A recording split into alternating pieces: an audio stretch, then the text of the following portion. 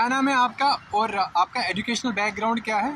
मेरा नाम सुधांशु रंजन है और मैं मूलतः बिहार का रहने वाला हूँ। और जो मेरा स्कूलिंग हुआ है अप टू मेरे होम डिस्ट्रिक्ट से ही हुआ है। उसके बाद मैंने अपना बैचलर्स इलाहाबाद यूनिवर्सिटी से किया। लास्ट ईयर वहाँ से पास आउट हुए और उसके बाद मैं JNU में आ गया हूँ लास्ट ईयर 2024 में। और यहाँ से मैं मास्टर्स कर रहा हूँ पॉलिटिकल साइंस और इंटरनेशनल रिलेशन।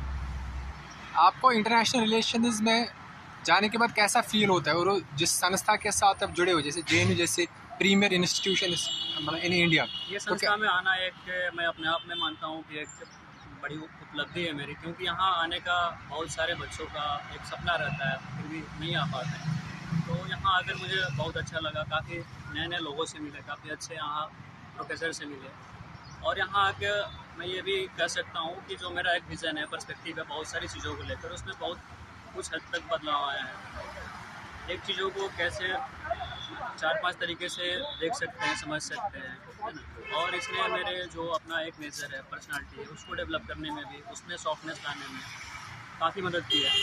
और यहाँ मैं जब भी अपने सेंटर पर जाता हूँ या फिर कहीं दूसरे सेंटर पर जाता हूँ तो वहाँ अलग अलग लोगों से मिलता हूँ जो मेरे सीनियर्स हैं, कुछ जूनियर्स हैं। तो उनसे मुझे बहुत सारी चीज़ें सीखने को मिलती है, ना कि सिर्फ एजुकेशनल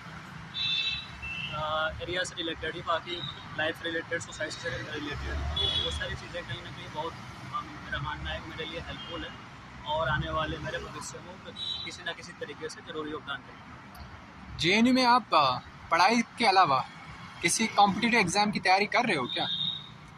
हाँ, अभी तो मैं जब से आया हूँ तो थोड़ा सा एक कल्चरल का डिफरेंस था, क्योंकि मैं आता हूँ बिहार से और ये दिल्ली का एरिया है, थोड़ा सा कल्चरल डिफरेंस था। तो वहाँ थोड़ा सा एडेप्टेशन का इशू आया, तो कुछ टाइम मैंने अडेप्ट करने में टाइम लिया, बट 2-3 महीने लगे, बट धीरे धीरे मैं सब चीज़ों को देखा, समझा, अब मैं अडेप्ट कर चुका हूँ। तो कॉम्पिटिटिव एग्ज़ाम का तैयारी करना भी ऐसा नहीं है कि अगर आप JNU में आ गए तो बहुत ज़्यादा इंगेजिंग है, बट टाइम मिल जाता है तो खुद को मैनेज करना पड़ता है। तो अभी हम सिविल का कर रहे हैं प्रिपरेशन। कितने टाइम से सिविल सर्विस की तैयारी कर रहे हो आप? सिविल सर्विस का तो मैं जब से इलाहाबाद यूनिवर्सिटी में एडमिशन लिया था, मतलब 21 to 24 मेरा सेशन था वहाँ। तो एक साल कोविड में चला गया था, देन 22 से मैं इलाहाबाद शिफ्ट किया। तो मैं उस टाइम से कर रहा हूँ, बट एक जो कहते हैं कंसिस्टेंसी वो नहीं था, बट मैंने लगभग 1.5 साल करा था और सेल्फ स्टडी के बेस पर ही था मोस्टली। और उसके बाद जब से यहाँ आया हूँ थोड़ा सा उसमें ब्रेक लग गया, बट अभी मैंने फिर से स्टार्ट कर दिया और अभी अच्छा चल रहा है। सेल्फ स्टडी के अलावा आप क्या कोचिंग भी आप ज्वाइन कर रहे हो या कोचिंग ज्वाइन करना चाहते हो? कोचिंग कोई लेने का शुरू से ऐसा कोई प्लान नहीं था, ना ही मेरा माइंडसेट था, क्योंकि मेरा मानना था कि हम काफ़ी सारी चीज़ों को मैं खुद से कर सकता हूँ। तो मैंने सबसे पहले इस चीज़ को, जो भी डिफरेंट बुक्स होते हैं, कुछ टॉपर्स की वीडियो देखकर, सिलेबस देखकर, उसके अकॉर्डिंग मैंने बुक्स वगैरह लिया और फिर मैंने खुद से अपना प्रिपरेशन करना स्टार्ट किया। फिर मैंने ये पाया कि ये उतना डिफिकल्ट नहीं है करना, तो मैंने उसको अपने से स्टार्ट किया और काफ़ी हद तक मुझे सारी चीज़ें क्लियर भी हो रही थी। और जो चीज़ें नहीं आ रही थी आज के टाइम में, चूँकि इतना डिजिटलाइजेशन हो चुका है, तो कुछ ऑनलाइन रिसोर्सेज का मैंने हेल्प लिया, जैसे यूट्यूब हो गया, गूगल हो गया, और भी बहुत सारे PDFs अवेलेबल हैं, तो उनके हेल्प से मैं आराम से कर ले रहा था।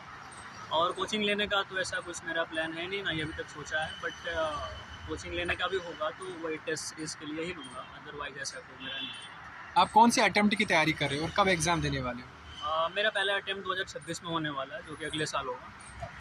और अभी तो मेरा मास्टर्स चल रहा है और 2026 में मेरा मास्टर्स भी कंप्लीट होगा। आपकी क्या क्या हॉबीज़ है? कैसे आप अपनी पढ़ाई और अपनी हॉबीज़ को इंटीग्रेट करते हो? हॉबीज़ को अगर मैं सबसे पहला कहूँ तो लोग अलग अलग लोगों से बात करना, मतलब एक सोशलाइजेशन कह सकते हो, पहला है मेरा। दूसरा, अगर मैं खेलने का बात करूँ तो मुझे चेस खेलना पसंद है और बैडमिंटन खेलना भी पसंद है। और अगर हॉबीज़ की बात करूँ तो कुछ बुक्स होती हैं जो कि कुछ डॉक्यूमेंट्रीज कह सकते हो, या कुछ रियल लाइफ पर है, या मतलब बियॉन्ड एजुकेशनल पर्सपेक्टिव से लिखी गई हो, तो उनको फ्री टाइम में पढ़ना मुझे अच्छा लगता है। आप गुकेश को जानते हो जो चेस से रिलेटेड है, एफिलेटेड? सॉरी, गुकेश जो इंडिया का ग्रैंड मास्टर था और जिसने हाँ। Okay, alright. मेंटल हेल्थ के बारे में आपके क्या विचार है? मेंटल हेल्थ और UPSC प्रिपरेशन।